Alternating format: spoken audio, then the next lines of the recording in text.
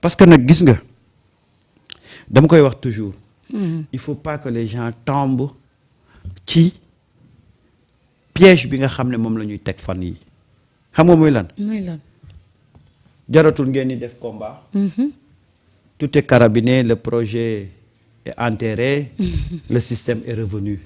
C'est-à-dire qu'actuellement, li ñuy wax dañ leen bëgg travailler benn théorie de découragement ci seen mentalité. boo gisee wax yi ñuy wax yëpp c'est pour faire mal aux patriotes. xoolal ñuy gën a am de quoi téye ko pour gën a décourager. xoolal révélation yi ñiy génn ne ñu ngi def révélation. xoolal moment bi ñu koy defee xam nga lu ñu ci jublu. xëtt xolu Pastef. mais gis nga xoolal moment bi rek chaque jour kenn génn benn révélation. su ko defee gars yi ne oui xamoon nañ ko. waaw loolu kay dañ ko doon lam-lamee. c'est-à-dire que lañ ci jublu mooy il faut décourager cette masse silencieuse là. loolu rek la de amul leneen. xoolal bu ko defee nag gars yi topp ci je suis vraiment déçu. ma déception elle est grande. Joe. fii déception amu fi de. fii xam nga lu fi am. la nga foogoon nekkul. danaa dem ba li ma bëgg mu nekk. loolu rek fi des de. loolu rek fi des. amul leneen. parce que nag Ousmane daf leen ko wax ba muy nekk ci opposition bi ne di ngeen xeex un système. ba jël seen nit teg ko ne système bi jeex na nit kooku wëlbatiku. di def la système ba doon def. Ousmane da ko wax ci opposition bi waaye xam nga lu mu ci teg ne waaye bu mu leen tax a bàyyi xeex boobu. continuer leen ba keroog ngeen di am li ngeen di bëgg. li ngeen bëgg waaye loolu gis nga loolu mooy mindset. gis nga mindset positif loolu la. saa waay ñun ba ñu commencé pour ce Sénégal là boo xam ne Sénégalu dëgg la jubal jubante mais xeex ba ñu ko commencé yàggul. on a commencé en 2021. il s'est trouvé que on est arrivé au pouvoir peut-être avant même l'achèvement de cette révolution-là. Avant même que cette révolution-là soit ancrée mais dans les coins les plus reculés. yàlla nag ne leen bu ngeen foogoon ne yegg ngeen yeggagu leen de mais gars dañu foogoon ne yegg nañ ba commencé naagu. il a fallu que lii am nag pour nit ñi ne ñun kat cette révolution là ñu doon wax ndeke ñun kat étape bu ndaw la ñu tëb waaye li des bari na. su ko defee ngeen xam ne ça c'est un mal nécessaire parce que nag gis nga li ñu bëgg ci Sénégal mënuñu ci ànd ak ñenn nit yi nii. raxas bi mooy continuer rek et d'ici 2029 tous les masques vont tomber ba nga xam ne Mareta ñii dem 2029 dana nekk produit boo xam ne jarul sax nga koy jaarale ci dana doon xoolal je donne l'exemple d'un sac d'arachide. du jar nga jaarale ko ci taara parce que doomu gerte ya cay nekk yëpp ay baax. il s'agit de ça. tey am na ñu commencé ngelejo am na ñu commencé wane seen bopp nañ dem ba ci kanam. mais non di nga gis ñi nga xam ne dañ fi nekkoon au nom de parce que maa njëkk ci parti bi. parce que keroog bañ koy créer mais est-ce que entre temps li parti bi laaj philosophie bi mu laaj est-ce que mu ngi ci. et c'est à ce niveau-là aujourd'hui que je reviens encore pour dire que Yacine bu defee conférence de presse. C'est très important. Oui, c'est maintenant de quoi elle va parler au cours de cette conférence de presse là wait and see ñu xam. mais nag yàkkamti woon nañ sorteem ndax nag ba mu nekkee ci ministère bi ba tey yàgg na dégguñu ay sorteem. donc maintenant on l'attend. di xaar lan lay wax waaw di xaar lu muy wax bu ko defee. par rapport à li muy wax. ñu defaat ci ay jàngat. mais ce que je dis tout le temps Marieta. mais nag Doyen Samba Yacine vraiment dafa am chantier bu rëy gis nga dans un pays pour la paix la stabilité ci réew il faut ñu am justice boo xam ne ku ci nekk ci ñun da nga ciy gis sa bopp. waaw parce que nag dafa am loo xamante ni dafa tax nit ñi xeex dafa tax nit ñi ñàkk seen bakkan. te Yacine dafa am lu mu ñu digoon. mu ni dina réconcilier la justice ak le peuple donc xam na ni problème am na entre la justice et le peuple. te problème boobu warutoon mën a am. tout à fait. Samba war nañ koo mën a tooñ mu kalaame yoon faj. mais tey koo xamante ni ab Farba nga wala ab Tahirou Sarr nga am nga yow noo mel yow boo ma tooñee du mujj fenn loolu dañ ko xeexoon parce que jamonoy Macky Sall li fi amoon ñëpp gis nañ ko. amal tur rek. am foo bokk tey nag dafa am loo xamante ni moom la ñuy xaar. muy cette réconciliation là. te loolu gëm naa ne tâche bu difficile la moom bi mu yore mais ak xoolaat nan lañ koy defaree.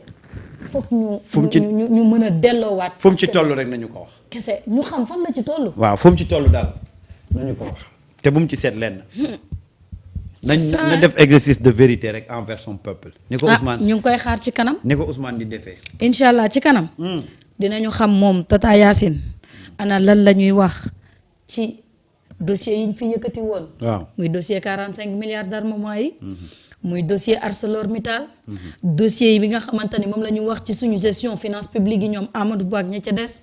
dossier yi nga xamante ni tey moo jëm ci martyrs yi ak yeneen i dossier loolu yëpp tey dinañ ko ci xaar. ñu xool lan lañ ciy wax.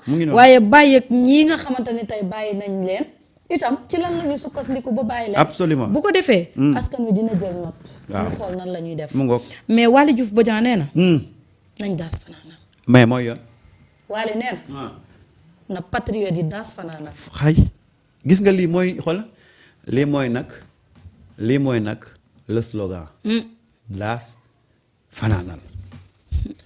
fanaanal bi sax wóorul daas gàddu. taxaw ndax mën ngaa fanaanal ñu sàcc ko. wala ñu nga biddanti. man gis nga li xoolal man gis nga. Waly Diouf Bodian dafa mel ni. xaw ma ko de. mais maam la dañu bokk mindset quoi. non c'est-à-dire que xam lan la.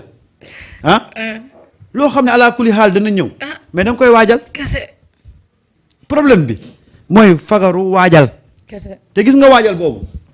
Maneta. gis nga li may wax ne lii mal nécessaire la. ci carte yi ngay xamee ne c'est un mal nécessaire. ci naka. danaa fi soulever benn point boo xam ne. bu ñu demee ba ca biir di nga ko gis. xam nga tey Marieta.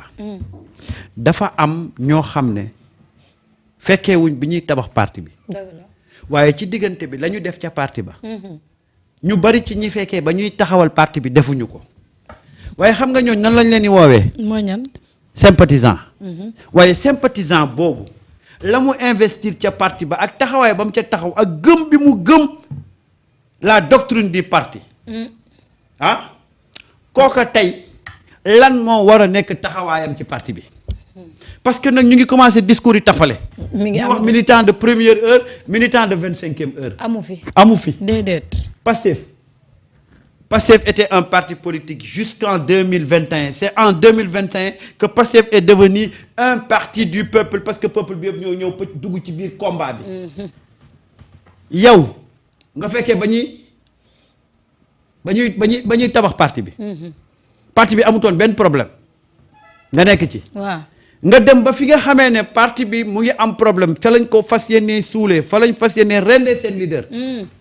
ay nit jóge fa la ñëw. xeex ba lañ bëggoon ci parti ba amut. kooku ban mérite nga ko ëppale. yow mi fekkee tabax parti bi. te yow sax nga fekkee parti bi ñu tabax ko. waaw nga ne da ngay jàngi fa jamono méttee nga dem jàngi. waaw bàyyi fi ña nga xam ne ñi ngi soog a ñëw xeex bi. waaw yow da ngaa ëpp mi ñoo ñu mérite. gis nga passé buñ koy xayma. nañ koy xayma bi xeex bi tàmbalee. parce que nag gis nga ci bi xeex bi tàmbalee ci lañ xam. les véritables sénégalais yi nga xam ne ils étaient prêts à mourir pour Ousmane Sonko. koo xam ne nag da nga tayle sa bakkan tayle sa jot tayle sa alal tayle sa lépp ngir défendre Ousmane Sonko. kooku gisuma militant première heure bi lan la ko ëppalee ci parti. déedéet gisuma ko de. gisuma ko. daa fekkeewu rek ba ñuy joxe responsabilité yi. kese. waaye dara ëppale ko ci parti. bu ko defee bu boobaa sax ñooñu ñuy wax militant 25e heure yooyu. ñooñu topp ñu parti bi de lijjanti wuñ ñoom Ousmane rek la ñuy topp. waaw ñoom xamuñu sax ne parti bi amoon na lii wala amoon na laa. mais ñooñu ñuy wax militant 25e heure yi dañoo tàmbalee ci Ousmane yem ci Ousmane. te fu leen Ousmane jaar loo ñu jaar fa tey ñooñu ngay wax ni ñoo nekkoon ci biir parti bi moo ne am na ci ñoo xamante ne tey ba tey mënuñoo wax. parce que décret tënk na leen. waaw militant 25e heure yi ñuy wax te décret tënku leen. waaw ñoom ñi ngi topp Ousmane bu nee ñuul ñu ne ko kooku bu nee weex ñu ne ko tàll. Aha. kon yow ban mérite nga ko ëppale. léegi nag su ko defee waaw ñu xam ne dañuy déparaat Sénégal dafa neex. xoolal gis nga fi mu nekk nii nañ def comme dañuy déparaat képp ku taxaw ci ligne bi nañ ko jàpp comme ci ñiy déparaat Marieta dafa am ñoo xam ne tey bu Ousmane teelu toon vigilant danañ dem ba génne ko ci parti bi wala ñu isolé ko ci parti bi moo leen di të nag. waaw waaye nag gis nga Ousmane fu mu sentiré ne ñu ngi koy jaxaseeg njabootam mu génn wax li muy wax njabootam déglu ko ñu continuer waat di ànd. parce que tey le problème fondamental tey mooy Ousmane nan nga koy def pour déconnecter ko ak sa famille. parce que nag la force de Ousmane réside ci njabootam. c'est sa famille qui fait la force de Ousmane. def nañ schéma yëpp def nañ complot yëpp pour briser Ousmane ils n'ont pas réussi pourquoi c'est à cause de ce peuple-là qui est avec Ousmane. wallaay donc ce peuple-là tey mu tàqale ko Ousmane mooy tax Ousmane fragilisé wu. waaye nag ce peuple-là ak Ousmane li leen boole contrat boo fekkeewul ba ñuy signé. xamoo diire mënoo koo rompre. déedéet mënta ne. mënta ne. moo tax nag ma ne la Pastef. c'est Ousmane. tout court. Ousmane c'est Pastef. tey le point de convergence de tous ces gens-là qui gravitent autour de ce parti-là. c'est Ousmane. ku ko nangu baax na ku ko nanguwul mënoo nekk ci biir. Ousmane dafa dépasser maintenant li ñuy wax un leader. Ousmane dans Pastef est maintenant devenu un guide. C'est un guide. parce que nag les gens moom la ñuy déglu. ay instructions am la ñuy déglu keneen.